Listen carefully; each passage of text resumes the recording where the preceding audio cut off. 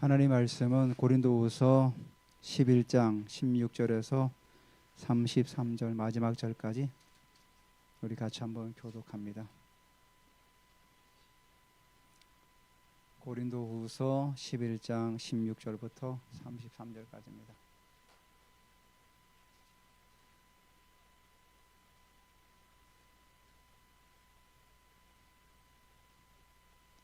제가 16절, 여러분들께서 17절 우리 같이 한번 교독합니다.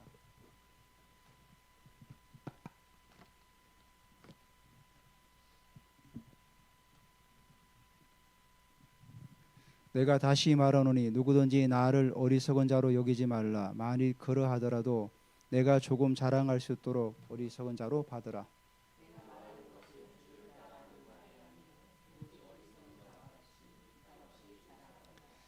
여러 사람이 육신을 따라 자랑하니 나도 자랑하겠노라.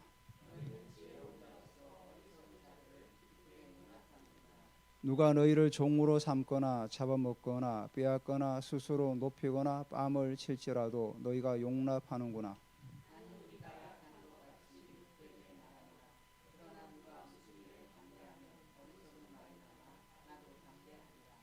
그들이 히브리니냐 나도 그러하며 그들이 이스라엘이냐 나도 그러하며 그들이 아브라함의 후손이냐 나도 그러하며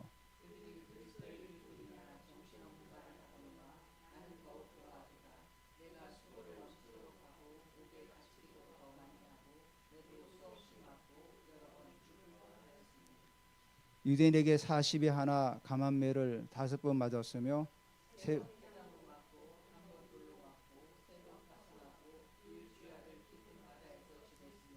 여러 번 여행하면서 강의 위험과 강도의 위험과 동족의 위험과 이방인의 위험과 시내의 위험과 강야의 위험과 바다의 위험과 거짓 형제 중의 위험을 당하고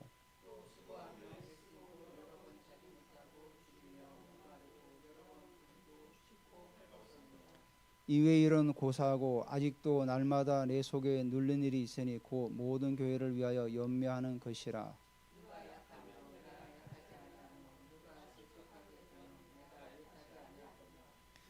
내가 부득불 자랑할진대 내가 약한 것을 자랑하리라.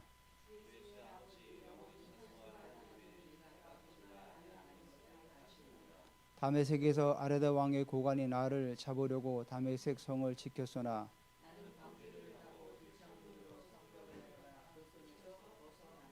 아멘. 예, 감사합니다. 반갑습니다. 예. 오늘도 제목이 내 속에 눌리는 이 제목을 가지고 바울이 걸어갔던 그 길을 통해서 오늘도 우리에게 하나님께서 말씀하신 바를 우리가 좀 깨닫기를 원합니다. 제가 찬양 드리는 가운데 하나님 나라를 계속 찬양을 많이 했잖아요. 하나님 나라를 생각하면서 예전에 그 종교 개혁 당시 때 프랑스 신학자 칼뱅이라는 사람이 있죠. 영어 발음은 칼빈인데 이분이 이제 프랑스에서 사역을 하지 않고 스위스로 가서 사역을 했어요. 스위스 사역을 하면서 스위스 제네바의 시장을 역임을 했습니다. 그래서 이분이 그 시장을 역임을 하면서 이 제네바 시를 하나님 나라로 세우려고 열심히 했죠. 그래서 법을 만들고 여러 가지 막 제도를 만들어서 시행했는데 결국은 그렇게 제대로 성공하지 못하고 그냥 나오게 됐죠.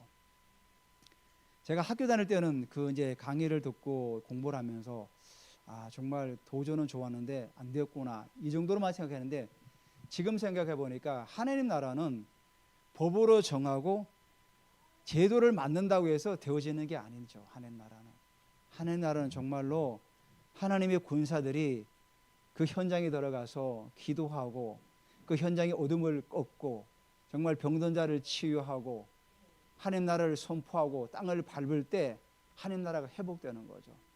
저희가 그 목사님의 어떤 뭐 강의나 이런 거 들을 때 목사님의 어떤 분이 그 어느 나라에 가서 말씀을 선포하다가 정말 그 지역의 농작물이 그렇게 안 돼.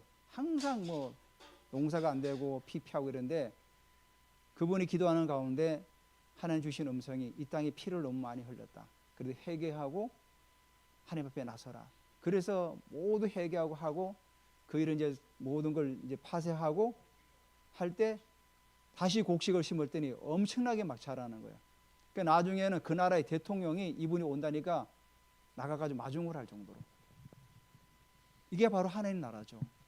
하나님 나라는 우리가 법으로 만들고 제도로 만든다고 되어지는 게 아니라 우리 가운데서 하나님의 나라를 갈망을 하고 하늘의 신령한 은사들을 정말로 우리가 사모하면서 우리의 모든 삶 가운데서 해나갈 때 하나님 나라가 세워져 나가는 거죠. 오늘 우리가 바울이 내 속에 눌리는 일이 있다 그러잖아요. 그 일 때문에 그는 고난도 받고 때로는 이상한 사람 취급도 받고 미친 사람 취급도 받고 숱한 고난과 매도 맞으면서 나아갔던 이유가 바로 거기 있었던 거죠. 예수 그리스도께서 자신에게 계시하셔서 주셨던 그 하나님 나라의 비전을 이 땅 가운데 어떻게 이룰 건가를 부담 없이 나가고 하면서 세워나갔던 거죠. 그러다 보니까 많은 오해를 받고 매도 맞고 정처 없이 떠돌고 다녔던 그런 어떤 인생이죠. 우리가 지금 보면은 바울의 인생이 정말로 좋은 인생입니까? 좋은 인생이 아니죠. 제대로 거처할 집도 없고 떠돌이 다니다가 매도 맞고 헐벗고 굶주리고 오늘 본문에 나오거든요. 그렇게 살아가면서 그의 인생의 모든 시절을 다 보냈던 거죠. 그리고 마지막은 어떻게 보냈죠? 참수를 당했어요. 참수를. 목이 잘려서 로마 오스티안 거리에서 참수당해서 순교를 했어요. 어떻게 보면 세상 기준으로 보면은 정말 실패한 인생이죠. 야, 저렇게 세상 말로 강단에 좀 이 말하기 그렇지만 개고생하다가 그냥 비참하게 죽었구나 이거잖아요. 그렇지만 그 사도 바울이 뿌린 그 씨앗이 아시아를 넘어서 유럽으로 가서 결국은 그 유럽의 복음이 증거되고 우리나라까지 오게 된 거죠. 누군가는 씨를 뿌렸기 때문에 오늘날에 우리가 이 복음을 받고 하나님 나라라는 그 뭐죠? 그 비전을 붙들고 우리도 갈 수 있었던 거죠. 그래서 우리가 오늘 이 본문을 보면서 우리가 그런 마음을 가지고 본문을 하면 좋을 것 같아요. 사실 이 본문은 바울이 정말 어떤 자기의 어떤 치부를 드러내는, 그리고 정말 말하고 싶지 않은 것들을 드러내려고 하는 거죠. 그래서 16절에 이렇게 시작하죠. 바울이 인간적인 자랑이죠. 내가 다시 말하노니 누구든지 나를 어리석은 자로 여기지 말라. 그러면 또 뭐라고죠? 그러하더라도 내가 조금 자랑할 수 있도록 어리석은 자로 받으라. 이게 무슨 말입니까? 그냥 내가 좀 어리석다고 여러분이 판단할지 모르지만 내가 좀 할 말은 해야겠다. 여러분 나를 어리석게 여긴다 할지라도 나는 개의치 않겠다. 이런 얘기죠. 그러면서 이제 시작을 하죠. 그러니까 내가 말하는 것은 17절에 주를 따라 하는 말이 아니다. 그러니까 주를 따라 한다는 게 뭐죠? 하나님의 말씀을 따라서 우리 예수님께서 뭐라 그랬죠? 남을 섬기고 자랑하지 않고 높이고 남을 높이고 그렇게 하지 않았어요? 예수님의 공생의 마지막에도 제자들의 발을 씻기시면서 먼저 남을 섬겨라. 그죠? 섬기면서 이렇게 사역을 해라. 그 본을 보여주셨죠. 그래서 바울이 부끄럽지만 내가 지금부터 말하는 것은 주님의 말씀을 따라 하는 것이 아니다는 거죠. 그럼 뭐라 하죠? 오직 어리석은 자와 같이 기탄 없이 자랑하노라. 왜냐하면 그 당시에 이 고린도 교회 안에 거짓 사도들이 들어왔다 그러잖아요. 이제 제가 이제 그런 걸 이제 문헌을 찾아보니까 에비온파라고 있었어요. 에비온파. 이게 뭐냐면 영지주의의 한 파로서, 영지주의가 뭐냐면은 영적인 지식, 그노시스라고 하죠. 헬라 말로. 굉장히 영적 지식을 고상하게 여기고 육신적인 것들은 굉장히 뭐죠? 하찮게 여기는 이런 사람들이었죠. 이런 사람들 가운데 또 한 파가 있었는데 그들이 에비온파가 또 있었어요. 그러니까 초대교회 가장 강력한 어떤 이단의 그 형성된 게 영지주의자죠. 이런 영지주의자들이 굉장히 팽배해가지고 교회를 무너뜨렸던 거죠. 그 가운데 이 에비온파가 있었는데 이 사람들은 어떤 사람이냐면은 예수님이 메시아라는 것을 인정을 해요. 하지만 예수님이 신성, 처녀로 태어났다 이걸 다 부정해요. 다 부정하고 율법을 지켜야 된다. 이렇게 또 강조해요. 그래서 신약 성경도 마태복음만 인정해요. 마태가 기록한 마태복음만 인정하고 다른 복음서를 인정하지 않아요. 그러면서 바울을 또 완전히 이단 취급해요. 바울은 율법의 배교자다, 이단자다 이렇게 했던 거죠. 그러니까 그 당시에 아마도 고린도 교회 안에 이런 에비온파가 들어와 가지고 바울을 공격했던 것 같아요. 정확히 뭐 성경에 에비온파라고 말하지 않기 때문에 우리가 뭐 단정을 할 수 없지만은 역사적인 정황을 볼 때 그들이 주장하는 것들이 볼 때 성경적 근거에 의해 보면은 이들이 맞을 것 같아요. 그래서 우리가 예수도 믿지만은 율법을 지켜야 된다. 그래서 할례를 받아야 된다. 할례를 받아야만이 구원을 받을 수 있다. 그래서 아마도 이들은 유대인 중심으로 개종한 사람들 같아요. 그들이 이 고린도 교회를 돌아가지고 그렇게 자랑을 했던 거죠. 그래서 우리는 율법으로 의하면은 뭐 하여튼 그 자기들 팔을 따라서 그렇게 하면서 열심히 자랑하면서 말을 많이 했던 거죠. 그러니까 바울은 별로 자랑을 하지 않거든요. 묵묵히 섬기고 헌신하고 자기가 장막을 만들어서 팔아가지고 또 와서 저녁이 되면은 또 사람들 모아서 복음을 전하고 이러니까 이 고린도 교인들이 바울하고 이 사람들을 보니까 외모적으로나 배경적으로 볼 때 너무 차이가 나는 거죠. 그러니까 그들이 말을 막 따라가는 거예요. 그러니까 바울이 보니까 너무 어리석은 거죠. 고린도 교인들이. 그래서 좋다. 나도 그들처럼 너희들이 어리석은 자라고 말할지라도 내가 한번 좀 자랑 좀 하겠다. 이 얘기예요. 그래서 17절에 오직 어리석은 자가 기탄 없이, 기탄이라는 의미가 내가 확신을 가지고, 나는 확신을 가지고 내가 지금 자랑한다. 그래서 18절에 여러 사람이 바로 그들이 말하는 거예요. 거짓 사도들, 뭐 에비온파라고 제가 지금 말하고 있는 그 사람들이 육신을 따라, 바울은 주를 따라 그랬잖아요.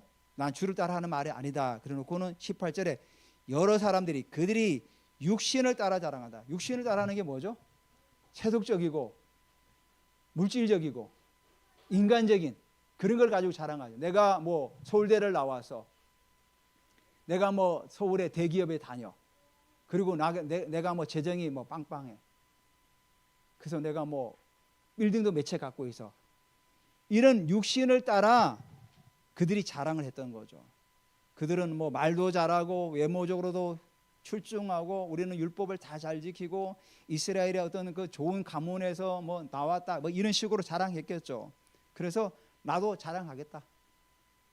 그러면서 19절에 너희는 지혜로운 자로서 어리석은 자들을 기쁘게 용납하는구나. 이 19절에 우리 개역 성경에는 기쁘게를 뒤에다 넣었잖아요. 근데 헬라 원문에 보니까 기쁘게 너희는 지혜로운 자들로서 어리석은 자를 용납하는구나. 이렇게 번역되어 있어요. 이렇게 나와 있어요. 이게 이 말이 무슨 말이냐면은 그러니까 너희는 너무도 지혜로워서 어리석은 자들을 기쁘게 용납하는구나. 이 말이죠. 약간 뭐죠? 비아냥거리는 투예요. 그러니까 너희가 정말로 지혜로운데 정말 그들을 뭐죠? 어리석은 자처럼 그렇게 다 용납하는 거 보니까 한마디로 고린도 교인들이 참으로 어리석다는 거죠. 그 왜 어리석냐면은 20절에 이유가 나와요. 누가 그들을 말하는 거죠. 너희를 종으로 삼거나. 고린도 교회에 들어온 이들이 고린도 교인들을 종으로 삼았다는 거예요. 종으로. 여러분 종이 지금 2000년 전에 기록된 이 종이란 의미와 지금의 종이라는 의미는 다릅니다. 여러분 우리가 뭐 근대사에도 노예들이 팔려나간 걸 보시지 않습니까? 여러분 그 영화에 보면은 그 아프리카의 노예들을 잡아다가 어떻게 합니까? 짐짝처럼 실어요. 층층마다 이게 막 사람을 묶어가지고 짐짝처럼 싣고 그리고 그 대서양을 건너서 막 팔려 나가는 거예요. 그러면은 만약에 가령 뭐 100명을 실었다 그러면은 한국에 도착하면은 60명, 70명 밖에 안 살아남아요. 왜냐하면 사람을 어떻게 짐짝처럼 실는데 그들이 어떻게 살 수가 있어요? 뭐 물건도 아닌데. 그런 종들을 말하는 거예요. 종들. 그렇게 취급을 했다는 거예요. 종들을. 그래서 갈라디아서 2장 4절에 교회에 가만히 들어온 거짓 형제들이 그리스도인의 자유를 엿보고 종으로 삼고자 한다. 바울이 이미 경고했던 거죠. 갈라디아 교회들을 향해서도 그런 세력들이 있으니까 얘기했던 거죠. 왜냐하면 예수의 영이 계신 곳에는 자유함이 있다 그랬는데 오히려 그 자유함을 뺏어가는 거죠. 종으로 삼아서 요즘 말로 하면 가스라이팅이죠. 말을 해가지고 자기들의 종으로 삼아서 완전히 뭐죠? 자기들의 어떤 그 일을 감당할 수 있도록 만들었던 거죠. 이게 굉장히 나쁜 일이죠. 첫 번째로 종으로 삼았다는 거죠. 두 번째가 뭐죠? 잡아먹거나, 여기 나오죠. 20절에 종으로 삼거나 잡아먹거나. 이게 뭐냐면은 누가복음에 보면은 20장 40절에 보면은 바리새인들이 가부의 가산을 삼킬 때 표현했던 말을 여기 써놓은 거죠. 잡아먹는다는 의미가 사람을 잡아먹는 것이 아니라 고린도 교인들이 가지고 있는 재산들을 이 사람들이 자꾸만 뭐죠? 갉아먹고 있는 거죠. 여러분 영화 기생충 보셨나요? 저는 보진 않았는데 그런 식이에요. 붙어가지고 고린도 교인들에게 불붙어가지고 그 가산을 다 탕진하게 만드는 거예요. 잡아먹거나 또 뭐죠? 빼앗거나, 빼앗기까지 한다는 거예요. 빼앗기까지. 이런 거죠. 요즘 말로 하면은 당신 그 헌금 안 하면은 집안이 우환이 될 거야. 뭐 이런 식으로. 그런 의미죠. 이래서 빼앗는 거죠. 성도들의 재산을 빼앗는 거죠. 그리고 스스로 높이거나 스스로 이제 자고하는 거죠. 우리가 잘났다. 그리고 마지막으로 뭐죠? 뺨을 칠지라도. 이 뺨이 실제로 치는 거예요. 바울이 왜 재판석에서 막 재판을 받다가 대제사장이 바울이 하도 말 잘하니까 뺨을 치라 그죠? 입을 치라 그잖아요. 그 당시에 어떤 권위자가 자기 말을 할 때 만약에 뭐 거부하거나 만약에 다른 말을 하면은 그렇게 때리고 그랬나 봐요. 뺨을 때리고 입을 때리고 이런 식으로. 그러니까 실제적으로 고린도 교회에 돌아와가지고 이들이 이렇게 사익을 했던 거죠. 근데도 성경이 뭐라고 하죠? 20절의 마지막에 너희가 용납하는도다. 용납했다는 거예요. 이게 얼마나 어리석어요. 바울은 다시는 무서워하는 종의 영을 받지 않고 양자의 영을 받으시 너희가 이제부터는 하나님을 아버지라 부르라. 그렇게 막 선포했던 그 십자가의 복음, 은혜의 복음, 부활의 복음이 이들이 돌아가지고는 뭐죠? 종의 복음으로 만들어버린 거예요. 근데도 너희들이 용납했다는 거예요. 용납했다는 거예요. 그러니까 바울이 볼 때는 얼마나 안타깝다는 거죠. 여러분 우리에게는 하나님께서 자유의 복음을 주셨어요. 우리는 더 이상 세상의 노예, 돈의 노예도 아니고 세상 사람들의 노예도 아니고 우리는 자유하는 사람들이에요. 왜냐하면 갈라디아 5장 1절에 그리스도께서 우리에게 자유케 하려고 자유를 주셨으니 그러므로 굳세게 서서 다시는 종의 멍에를 매지 말라. 바울이 오늘 우리에게 고백했던 건 뭐죠? 너희들이 종의 멍에를 매지 않으면 굳게 서라는 거예요. 굳게 서서. 굳게 선다는 건 뭐죠? 말씀 앞에 굳게 서라는 거죠. 말씀을 내가 나의 말씀을 붙들고 나아갈 때 그 말씀이 나에게 힘되니까 나아가는 거예요. 제가 어저께 우리 왕의 사역 모임이 있었어요. 모임이 있어서 이제 분당에 갔다가 왔는데 그 한 자매님인데 아주 똑똑해. 서울대 나오고 고대 대학원을 나왔다 그러더라고요. 그래서 굉장히 잘 나가는 분인데 지금 몸이 좀 불편해가지고 좀 쉬고 있는데 이분 예언 아주 탁월하게 잘해요. 예언도 잘하고. 하여튼 본래 이분이 교회를 안 다니는 분인데 친구의 전도를 통해서 교회를 다니면서 친구들보다 더 영적으로 성장해 나간 거예요. 그래서 친구들이 오히려 자기를 전도한 친구들에게 오히려 예언도 해주고 막 이러는 거죠. 그래서 마지막에 이제 같이 이제 예언해 주는데 제게는 그런 감동이 오더라고요. 시편 119편의 말씀 있잖아요. 주의 말씀은 내 발의 등이요 내 길의 빛이다. 그 말씀이 떠오르면서 등을 들고 앞서 이렇게 가는데 수많은 사람이 그 등을 따르고 쭉 따라가는 모습이 보이더라고요. 그 얘기를 해주니까 말씀을 이제 그렇게 하고 그러면서 또 성경 구절 한 구절이 떠오르는데 많은 사람을 옳은 데로 이끄는 자는 하늘의 별과 같이 빛난다. 그래서 나중에 다 끝난 다음에 자기가 고백하더라고요. 목사님 사실 제가 그 말씀을 가장 좋아하고 제 모토로 삼고 있습니다. 그러더라고요. 그러니까 저는 그냥 제게 감동이 오는 말씀을 이렇게 전했는데 그분은 자기가 그걸 늘 평생의 자원봉으로 삼는 그 말씀이다. 그렇게 하더라고요. 그러니까 뭐냐면 우리에게 하나님의 말씀이 그만큼 힘과 능력이 되는 거죠. 그 자매에게는 그 말씀을 붙들고 살아가면서 능력 있게 살아가는 거죠. 그래서 우리가 말씀 앞에 우리가 세워지지 않으면 우리도 종의 멍에를 맬 수가 있다는 거죠. 고린도 교인들이 바울이 전해준 복음을 그들이 온전하게 붙잡지 못하니까 그렇게 이상한 사람들에게 넘어가 가지고 신앙을 다 망가뜨리는 어떤 그렇게 되어지는 거죠. 그래서 바울이 로마서 16장 18절에 이렇게 그들을 말해요. 이 같은 자들은 바로 그들을 말하죠. 우리 주 그리스도를 섬기지 아니하고 다만 자기 배만 섬긴다니 공개하고 아첨하는 말로 순진한 사람들을 미혹하느라. 바로 고린도 교회 안에 이들이 바로 그렇게 했던 거죠. 자, 그렇게 해서 21절에 나는 우리가 약한 것 같이 욕되게 말하노라. 이게 무슨 말인가? 사실은 이게 우리 개역 성경이 번역이 상당히 잘했지만 어려워요.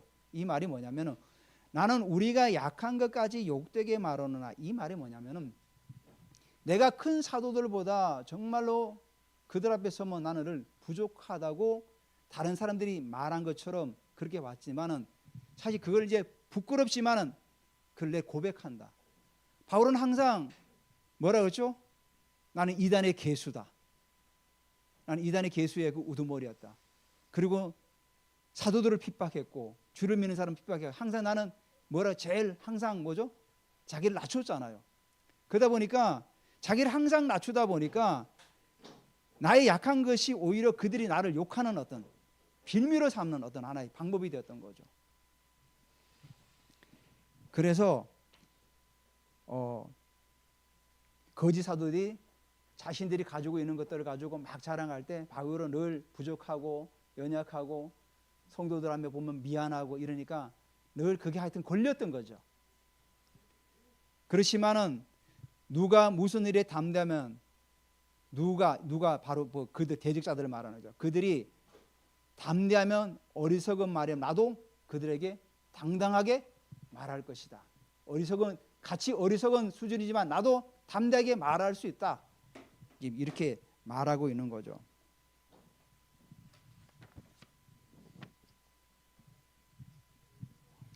자, 그래서 그들이 자랑하는 게 이제 여기 나와서 22절에 그들이 히브리인이냐?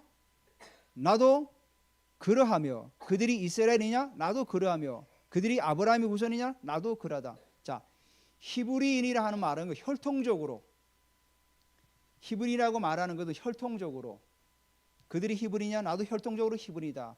이스라엘은 뭐죠? 이스라엘은 종교적인 의미를 가지고 있는 거죠. 종교적인 의미를 가지고 있는 거죠. 로마서 9장 4절 5절에 보면 이렇게 말씀하고 있어요. 저희는 이스라엘 사람이니라. 저에게는 양자됨과 영광과 언약들과 율법을 세우신 것과 예배와 약속들이 있고 조상들도 저희 것이요. 그러니까 이스라엘이라는 표현을 쓸 때는 뭐죠? 종교적인 의미를 가지고 있어요. 그럼 나도 이스라엘이 맞다. 바리새인 중에 바리새인이요. 히브리인 중에 히브리인이라고 자기가 고백하잖아요. 바울도. 그러니까 그들이 돌아가서 우리는 히브리인이다. 우리도 이스라엘 종교적인 언약을 우리는 붙들고 있다. 예수님도 유대인에서 났잖아요. 우리는 그 붙들고 있고 또 뭐라 그러죠? 또 우리는 아브라함의 후손이다.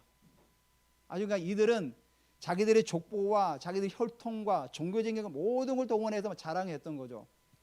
그러니까 바울도 나도 그렇다. 나도 자랑은 안 했지만 나도 다 그들과 똑같아. 근데 바울이 나중에 로마서나 갈라디아에서 보면은 육신적인 아브라함의 후손이 육신적인 거냐? 그렇지 않다는 거죠. 예수 그리스도를 구주로 믿는 모든 사람들은 아브라함의 후손이라고 그랬어요. 그래서 로마서 9장 7절에도 아브라함의 씨가 다 그의 자녀가 아니라 오직 이삭으로 난 자라야 내 씨라 불리리라. 육신의 자녀가 하나님의 자녀가 아니요 오직 약속의 자녀가 씨로 여기심을 받았다. 이 말이 뭡니까? 언약을 붙들고 예수 그리스도를 믿음으로 나아가는 자가 바로 아브라함의 후손이라는 거죠. 그래서 우리가 지금 신약 시대에 살고 있지만은 구약의 아브라함의 후손의 언약을 우리가 유업을 이어갈 자로 우리 부르셨다는 거죠. 그 우리가 신앙인이 우리가 가난한 게 미덕이 아니에요. 저도 예전에 가난한 게 미덕인가 미혹에 넘어가가지고 그렇게 살아왔는데 그렇지가 않아요, 여러분들. 열심히 일하셔가지고 하늘에 주신 지혜를 가지고 여러분 경제 활동에서도 경제적인 자유를 쟁취하시기 바랍니다. 왜냐하면 우리나라나 세계 경제가 누구 손에 있습니까? 다 불신자들이 다 가지고 있어요. 불신자들이. 우리나라도 불신자들이 얼마나 많은 경제를 쥐고 있습니까? 왜냐? 우리는 다 가난한 게 미덕이야 하니까 다 뺏겨버린 거죠. 다 뺏겨버리고. 우리가 이 땅에 있는 영역 가운데에서 우리가 그것들을 회복하고 우리가 찾아와야 되는 거죠. 그래서 여러분의 영역 안에서 여러분이 공부 열심히 해가지고 정말 거기서 월등하게 앞서가시기 바랍니다. 그래서 그래야만이 그 지역과 그 문화를 변혁시켜 나갈 수가 있는 거예요. 이 땅 가운데 하나님의 아름다운 그 문화를 우리가 전파하고 그걸 확산하기 위해서는 여러분이 있는 그 영역 안에서 영향력을 발휘할 수 있어야 되는 거죠. 물론 가난하고 노숙자가 영향을 발휘 못한다는 건 아니죠. 하나님 다 인격체지만 그렇지만은 우리가 어떤 지위에 높은 사람이 있을 때 우리가 어떤 지위에 어떤 컨트롤 위치에 있을 때 우리가 충분히 지시할 수 있잖아요. 제가 그 일하는 일터 가운데 그 경찰서 간 곳이 있어요. 밥을 먹으러 주도 왔다 갔다 하다 보면은 항상 그 경찰서가 있는데 작년에 보니까 그 4월 초팔일 때 불등을 막 그 전등을 쫙 달아놨더라고요. 아 그래서 저분이 뭐 굉장히 좀 열려 있나? 우리가 한번 기다려 보자. 제가 같이 일하는 파트너가 있어요. 성탄절날 한번 다는 거 보자. 성탄절을 안 달더라고요. 그건 뭐죠? 그 소장의 자기 어떤 권한이죠. 지시해서 등 달어. 성탄절 된데 안 달더라고요. 아 그래서 우리가 저분이 불교인이구나. 만약에 그 경찰서의 소장이 기독교인이 못하겠습니까? 달 수 있죠. 다 달 수 있겠죠. 뭐 바로 그거예요. 내가 그런 위치에 서야만이 영향을 발휘할 수 있는 거죠. 그러니까 여러분들께도 힘써 경제활동 잘 하시고 하나님께 누리게 지혜를 주시잖아요. 여러분 기도하면 하나님 지혜를 주세요. 제가 어제 그 자매가 또 한 얘기 하더라고요. 요즘 홍콩 ELS 아시죠? 그것 때문에 굉장히 지금 노인분들, 그 어르신들이 맡겼다가 지금 손해 엄청 보잖아요. 그분도 거기 투자했나 봐요. 근데 기도하는 가운데 하나님께서 빼라는 감동을 주시더래요. 그 다 뺐대요. 그래서 집에서 그러더래요. 너가 뭐 무당이니? 아 그래도 일단 제 말도 한번 빼시라고. 그래서 정말 손해를 안 봤대요.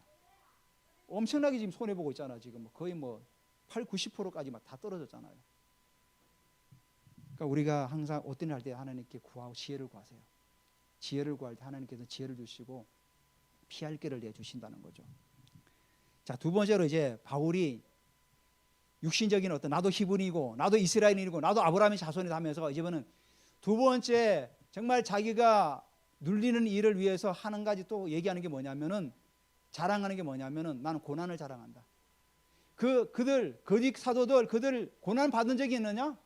좋다. 내가 뭐 어떤 고난을 받은지 한번 내가 어리석지만은 다 한번 열거해 보겠다. 그래서 지금 열거하는 거예요. 열거. 그러니까 2, 3절에 나오죠.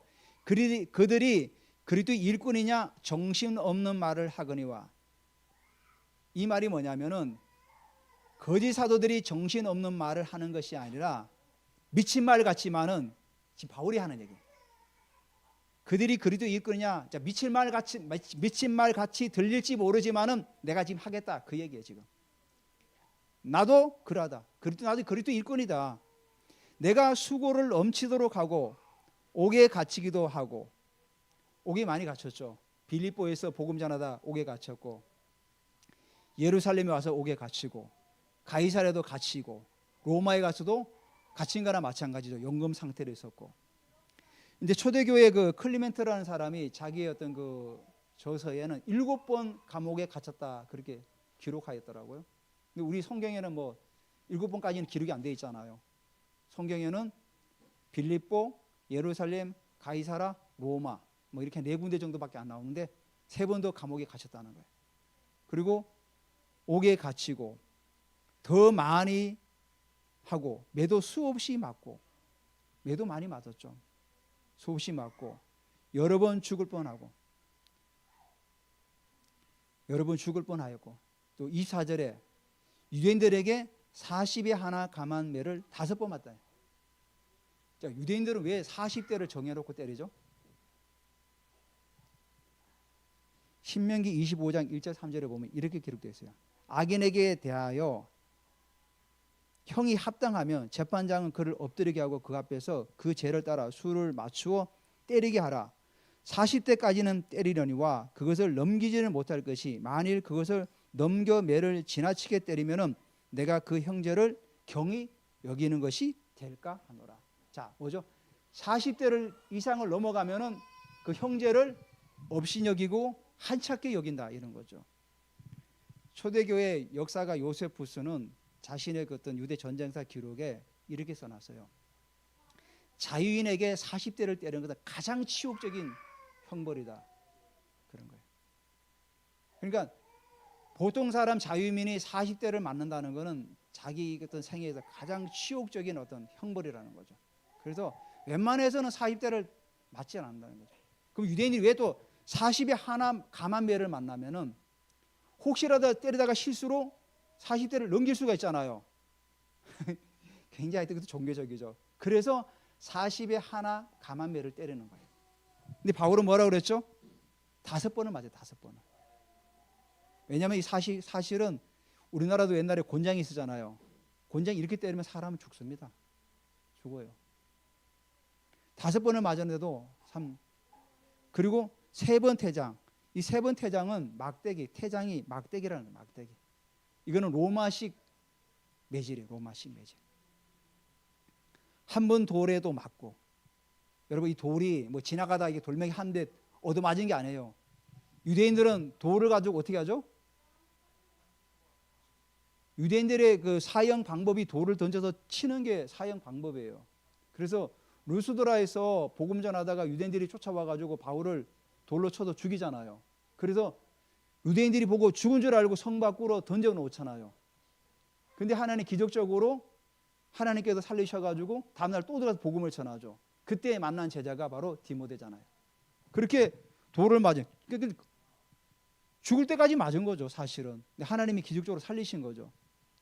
그렇게 맞았다는 거예요. 3번 파선하고. 우리가 성경에 나오죠. 한 번은 유라굴라 강풍 때문에 파선했다는 건 나오지만 2번은 나오진 않지만 그 당시 모든 여행이 배로 많이 다녔기 때문에 2번 파선했다는 건 우리가 뭐 추측할 수 있죠. 그리고 일주야를 깊은 바다에서 지내며, 그러니까 파선하면서 뗏목이나 그런 뭐 그걸 붙들고 하던 바다를 계속해서 있었던 거죠. 그렇게 살았던 거죠. 26절에도 여러 번 여행하면서 강의 위험과 강도 위험과 동족의 위험과, 이제 유대인들을 말하는 거죠. 이방인의 위험과 시내의 위험과, 이 시내는 뭐냐? 도시를 말하는 거, 시티.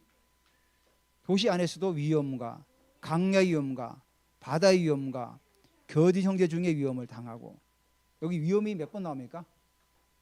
8번 나와요. 8번. 그만큼 많은 위험을 당했다는 거죠. 또 20절에 뭐라고 하죠? 수고하며 애쓰고 여러 번 자지 못하고 줄이고 목마르고 여러 번 굶고 춥고 헐벗었노라. 여러분 바울이 소아시아에서 복음을 많이 전했잖아요.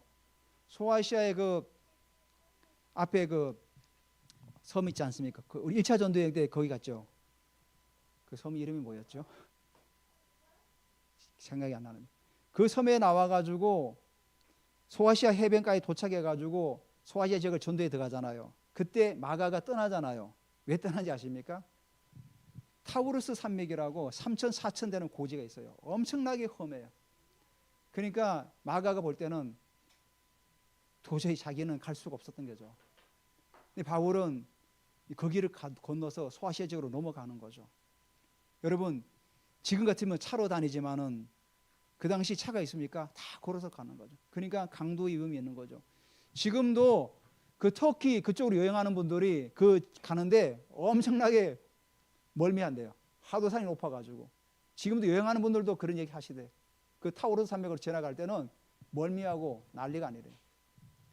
그런 지역을 걸어서 계속 갔으니 얼마나 그 강도 위험과 그런 위험들이 얼마나 많았어요. 여러분 그 산맥을 넘다 보면은 민가가 있으면은 가서 뭐 먹을 것도 좀 얻지만 민가가 없으면 어때요? 계속 가는 거죠. 뭐 굶고 또 옷도 없으면 그냥 그 추위에 덜덜 떨면서 가는 거죠. 그러니까 바울이 고린도들은 거짓 그 사도들이 그렇게 자랑하는데 나는 봐 이렇게 고생하면서 복음을 전했다. 그들이 이런 고생을 했느냐? 아니라는 거죠. 거짓이라는 거죠. 그래서 28절에 이 일 외에 이 일은 고사하고 이런 거는 아무것도 아니다. 아직도 날마다 이제 뭐죠? 바울이 교회를 위해서 이제 고민하는 거예요. 사실은 내 속에 눌리는 일이 교회예요. 교회를 연명하는 거죠. 고린도 교회, 뭐 많은 교회 있잖아요. 개척한 교회들. 그래서 이외의 일은 고사하고 아직도 날마다 내 속에 눌리는 일이 있으니 뭐죠? 모든 교회를 위하여 연명하는 것이라.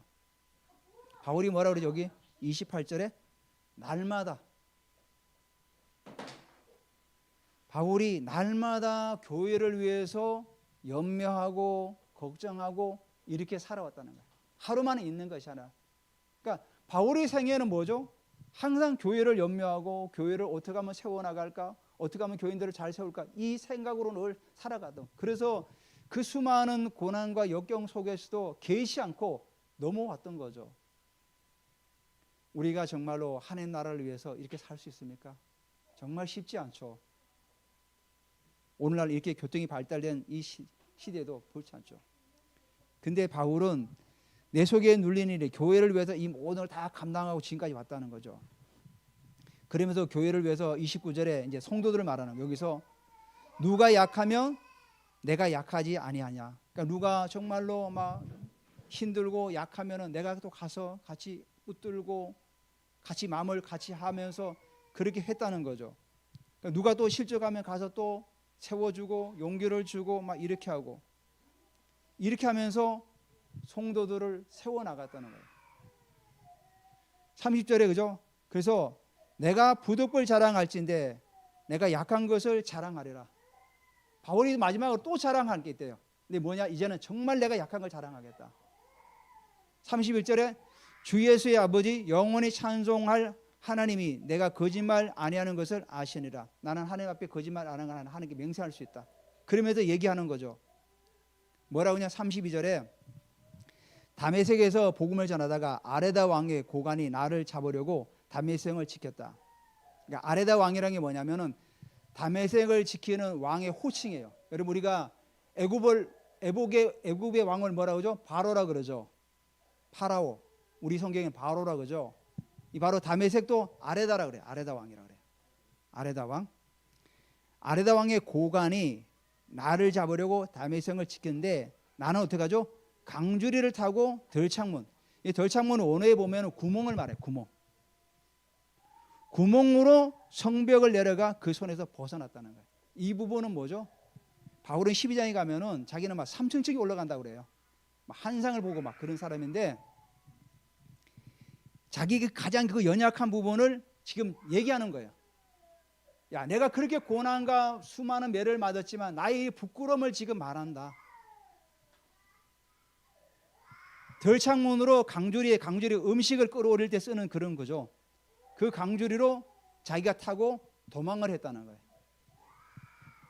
그래서 나는 강주리를 타고 덜창문으로 성벽에 내려와서 그 손을 벗어났다 그런 거예요. 바울이 뭐냐면은 자기 가장 연약한 부분을 지금 고린도 교인들에게 지금 고백하고 있는 거죠. 그래서 오늘 우리가 이 본문을 보면서 바울은 내 속에 눌리는 일이 바로 교회를 위해서 이렇게 했죠. 교회를 위해서 그렇게 많이 수고하고 애쓰고 했는데 우리 또한 주의 나라를 위해서 애쓰고 수고하는 일에서 우리가 좀 더 믿음 안에서 성숙한 모습으로 세워져 나가길 바랍니다. 그래서 우리가 세상적인 자랑이 아니라 정말 내가 하나님 앞에서 자랑할 것이 많아야죠. 내가 돈이 많고 내가 학벌이 뛰어나고 이걸로 세상 사람들에게 어필하는 것이 아니라 정말 나의 신앙을 가지고 정말 하나님 나라를 위해서 내가 헌신하는 자로서 그 일을 위해서 계속해서 내가 자랑하는, 그리고 우리가 또 하나님 앞에서 고난과 연단이 창피한 것이 아니라 자랑하는 부분으로 나갔으면 좋겠습니다. 제가 기도하겠습니다. 하나님 감사드립니다. 오늘 하나님 아버지 우리에게 귀한 복음을 주시고 바울이 하나님의 내 속에 눌린 일을 그가 아버지 자랑하며 나아갔던 것처럼 우리 하나님 아버지요, 우리 사랑하는 성도님들도 믿음 안에서 온전히 세워져서 날마다 믿음으로 전진하게 하시고 우리가 고난과 역경 속에서 부끄러워하지 않고 믿음으로 아버지 감사함으로 나갈 수 있도록 우리에게 은혜를 더하여 주시옵소서. 감사드리며 예수님의 이름으로 기도드립니다. 아멘.